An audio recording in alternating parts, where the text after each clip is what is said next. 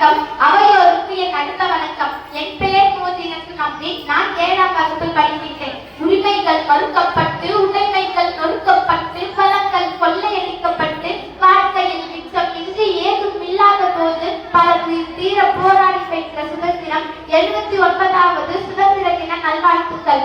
ஆம், என் தலைப்பு சுதந்திர தின விழா. சுதந்திர தின விழா என்பது நம் இந்திய திருநாடு அந்நியனின் ஆதிக்க பிடியில் இருந்து கட்டவிழ்க்கப்பட்டு விடுதலை பெற்ற நாளை நினைவு கூறும் வகையில் நம் பாரத பிரதமர் அவர்கள் செங்கோட்டையில் நம் அழகிய மூவர்ண கொடியை ஏற்றி உரையாற்ற, நம் மாண்புமிகு முதலமைச்சர் அவர்கள் சென்னை ஜார்ஜ் கோட்டையில் கொடியேற்ற, அனைத்து பள்ளிகளிலும் கல்லூரிகளிலும் அரசு வளாகங்களிலும் கொடியேற்றி கொண்டாடப்படும் விழாவே சுதந்திர தின விழா. சும்மா கிடைத்து விட்டதா இந்த சுதந்திரம்?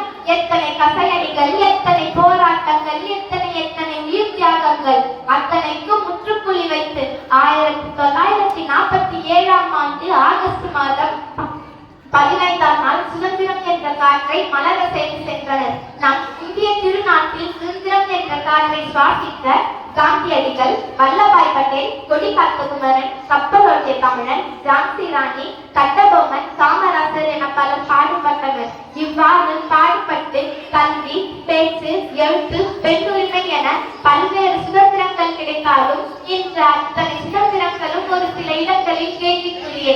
இப்படி பாடுபட்டு பெற்ற சுதந்திரத்தை அரசியல்வாதிகள் கையில் பாழடைத்து செய்து விட்டோமோ என்று சிந்திக்க தோன்றுகிறது. நாம் அடுத்த தலைமுறையினருக்கு சுதந்திர இந்தியாவில் கல்வி பல கற்று உயர் பதவிகள் பெற்று நேர்மையாய் உண்மையாய் நாட்டையும் மனித தன்மையையும் சீரழிக்கக்கூடிய தவறான செயல்களுக்கு சுதந்திரத்தை பயன்படுத்த மாட்டோம் என்றும், நமக்கு சுதந்திரத்தை பெற்று தந்த சுதந்திர வீரர்களின் கனவுகளை நனவாக்கிட லஞ்சமற்ற ஊழலற்ற உன்னதமான இந்தியாவை உருவாக்குவோம். பெற்ற சுதந்திரத்தை